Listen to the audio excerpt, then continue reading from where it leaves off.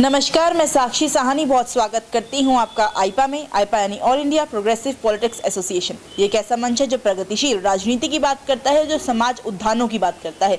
इन्हीं मुद्दों पर बात करने के लिए हमारे साथ पार्षद अमिता सिंह जी मौजूद है। बहुत स्वागत है मैम आपका। धन्यवाद। सबसे पहला प्रश्न मैम मेरा ये है कि आईपा द्वारा एक मुहिम चलाई गई है जिसमें हम प्रगतिशील राजनीति की बात करते हैं।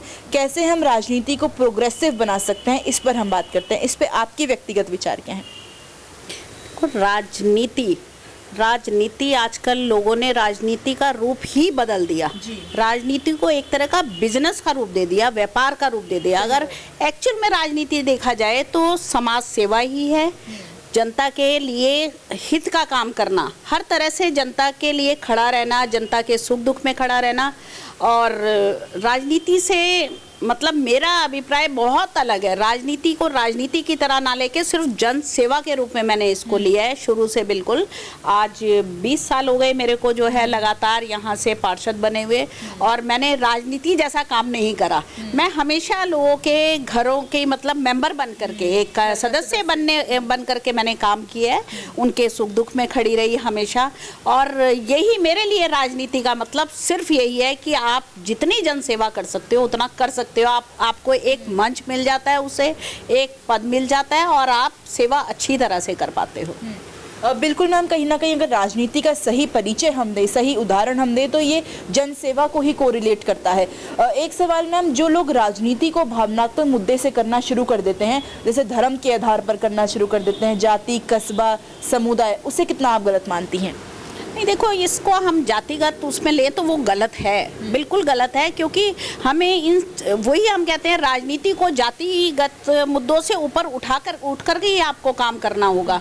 जाति से तो हम बहुत छोटे उसमें आ जाएंगे, बिल्कुल एक बहुत छोटा हमारा दायरा रह जाएगा। इन चीज़ों से उठ करके ही जो काम करेंगे उसी को आप जनसेवा भी कह सकते हो और राजनीति भी कह सकते हो। राजनीति के बीच में या जनसेवा में कभी भी जो है ये धर्म और ये सब कुछ नहीं आना चाहिए। बिल्कुल आप जो काम कर रहे हो वो हर समुदाय के लिए एक समान करो। बिल्कुल। तो मेरा तो अपना सोच भी यही है और मैं इसी दृष्टि से जो है काम करती हूँ। मैंने कभी आज तक किसी की जाति नहीं पूछी, कुछ नहीं कहा। मेरे क्षेत्र में, अगर मेरा क्षेत्र जितना भी है, मेरे लिए सब मेरे भाई हैं, बहन हैं, आंटी हैं या अंकल हैं। इससे ज़्यादा मेरे को कोई मतलब नहीं है कौन किस जाति से बिलोंग करता है। बिल्कुल। और ऐसा ही मतलब लार्ज स्केल में भी जो है, बड़े क्षेत्र में भी जो है, राजनीति का रूप यही होना चाहिए। बिल्कुल मैम, कहीं ना कहीं जब हम धर्म के आधार पर किसी चीज़ को बांटना शुरू कर देते हैं तो उसमें कहीं ना कहीं हम देखते हैं उस तरीके की पारदर्शिता और उस तरीके का जो स्वाद है वो नहीं रहता। इसी से जुड़ा मैम मेरा एक प्रश्न है। हमने देखा है मैम, आप सामाजिक कार्यों में भी बहुत एक्टिव रहती हैं। आजकल नशे की प्रवृत्ति जो युवाओं में बढ़ती जा रही है, उसके बारे में क्या कहना चाहेंगे? क्योंकि युवा जो हैं, हम देखते हैं उत्तराखंड की अगर हम बात करें, बहुत ज़्यादा संख्या में, तादाद में जो है युवा हमें नशे की प्रवृत्ति में मिली नज़र आते हैं। अब आजकल जो है बच्चे, आप भी बच्ची हो मेरे लिए, बिल्कुल छोटे बच्चे, 18 साल के बच्चे मैंने देखा है। छोटी छोटी लड़कियां, हमारी छोटी बच्चियां, छोटे बच्चे जो है नशे में क्यों जा रहे हैं? या तो ऐसा है कि कहीं माँ बाप की भी गलती है कि शायद पूरा टाइम हम बच्चों को नहीं दे पा रहे हैं, तो बच्चे आपस में मिल कर के और एक इसी तरफ चल रहे हैं। और बहुत ज़्यादा लार्ज रूप में ये काम हो रहा है, छोटे स्केल में नहीं है, बहुत बड़े स्केल में ये काम चल रहा है। और मुझे तो ऐसा भी लगता है कि शायद बाहरी लोगों का इसमें कोई ना कोई षड्यंत्र रच रहे हैं कि हमारे बच्चों को बिगाड़ने के लिए ये काम चल रहा है। मेरे साथ में अभी एक वो चल रहा था हुक्का बार, उसमें मैंने एक दिन, मेरे को फ़ोन आया घर पे बैठे हुए कि मैडम आकर के देखो, यहाँ 18 साल की बच्चियाँ जो है ऊपर से गिरती हुई आ रही हैं। तो मैं देखा तो वहाँ बुरा हाल था। फिर उस समय मेरे दिमाग में, पहले भी मैं इस काम को कर रही थी, लेकिन उस दिन तो मैंने ठान लिया था कि जहाँ भी हमें इस तरह का पता चलेगा तो हम लोग जाएंगे। हमने एक अच्छा अपना ग्रुप बना रखा है जिसमें हम जो है नशा मुक्ति के लिए पूरा काम कर रहे हैं इस समय, और बहुत सारे लोग इसमें हमें सहयोग कर रहे हैं। क्योंकि हमारा और मतलब इतना बुरी स्टेज होती चली जा रही है कि लोग समझ नहीं आ रहा कि कहाँ से बच्चे किस तरह से कर रहे हैं। लेकिन हमारा अब इस समय पुलिस प्रशासन भी, मैं देख रही हूँ, बहुत ज़्यादा अलर्ट है इसको लेकर के। और इस तरफ बहुत ज़्यादा लोग जो है, बाकी भी धार्मिक संस्थाएं भी बहुत इस तरफ उठ रही हैं। और धीरे धीरे हमें लगता है कि हम इस पर कहीं ना कहीं कंट्रोल करेंगे। और हम सबको, हमारे सब अभिभावकों से भी जो है निवेदन है, प्रार्थना करती हूँ मैं तो सबको कि अपने बच्चों पे ज़रूर ध्यान दें क्योंकि ये बहुत ही बुरी चीज़ है, बहुत बुरी। बच्चे तो खराब होते होते हैं, पूरा परिवार उससे ख़त्म हो जाता है और पूरे समाज पे असर पड़ता है इसका। तो हम लोग इस तरफ बहुत तेज़ी से चल रहे हैं। अब मेरे ख्याल से कल परसों में हम नशा मुक्ति केंद्रों में भी हमारा निरीक्षण है, उसको भी लेकर के जाएंगे, देखेंगे वहाँ क्या हमारे बच्चों के साथ किस तरह का व्यवहार हो रहा है, क्योंकि पिछले दिनों में नशा मुक्ति केंद्रों के लिए भी बहुत कुछ हमें देखने को मिला। तो हम धीरे धीरे उस तरफ भी कदम बढ़ाएंगे और जितने हुक्का बार हैं उनके लिए तो मेरा प्रशासन से हमेशा से वो रहा है कि उनको जो है इस तरह से जितने इलीगल तरीके से चल रहे हैं इनको बंद कराएं, क्योंकि हुक्का बार नाम का है, अंदर क्या क्या चलते हैं नशे वो सब मैंने प्रैक्टिकली जा करके देखे हैं। बिल्कुल बिल्कुल मैम, कहीं ना कहीं हम सिर्फ नशा मुक्ति केंद्र में डाल के अपने युवाओं को उस भरोसे नहीं छोड़ सकते कि वो नशे की प्रवृत्ति से हट जाएंगे। हमें ज़रूरत है कि हम उन्हें जागरूक करें, शिक्षित करें और इसके बारे में समझाएं। अगर मैम बात करें युवाओं को, अगर हम नेतृत्व देते हैं किसी पार्टी का या फिर देश का, प्रदेश का, तो क्या युवा उसे बखूबी से निभा पाएंगे? हाँ बिल्कुल, युवा शक्ति अलग है एक तरह की, लेकिन फिर ये कहना भी गलत है कि क्या कहते हैं, बिल्कुल हमारे बुजुर्गों का आशीर्वाद के बिना युवा बिल्कुल बेकार है। मेरे अभी हमारे कुछ चंद दिन पहले हमारे बीच में एक बड़ी भारी हमारी शख्सियत चली गई, हरबंस कपूर जी हमें छोड़ करके चले गए। वो मेरे ख्याल से अपने उत्तराखंड के सबसे बुजुर्ग नेताओं में से थे, लेकिन मैं तब भी कहती हूँ उनकी अगर कार्यशैली किसी ने देखी होती तो वो बहुत सारे युवाओं को अपनी कार्यशैली से पीछे छोड़ देते थे। उनका अपना कार्य करने का ढंग, मतलब सुबह वो 6 बजे उठ करके अपनी एक्टिवा से घूमना सारा, और एक एक क्षेत्र में जाना, एक एक घर को जो है परिचित है वो। तो इस तरह से ऐसा भी नहीं कह सकते कि सभी बुजुर्ग युवा ही बहुत बढ़िया हैं, लेकिन युवाओं में अलग जोश है काम करने का। अगर युवा नेतृत्व मिलेगा तो वाकई में युवा जुड़ते हैं, साथ में युवा जुड़ेंगे तो अच्छे रास्ते जाएंगे और इन चीज़ों से भी थोड़ा दूर रहेंगे। बिल्कुल। अगर मैम उत्तराखंड के लिहाज की बात करें तो 21 साल का हमारा ये उत्तराखंड हो चुका है। उत्तराखंड का जो जन्म हुआ था वो इस कारण हुआ था कि पहाड़ों का विकास होगा, लेकिन अभी कहीं ना कहीं विकास जो है थोड़ा अछूता हुआ नजर आता है। हम देखते हैं प्रसव के दौरान महिलाओं को बड़ी दिक्कत होती है। तो अगर इसी क्षेत्र में काम करना हो तो सबसे पहले क्या करना चाहिए सरकार को?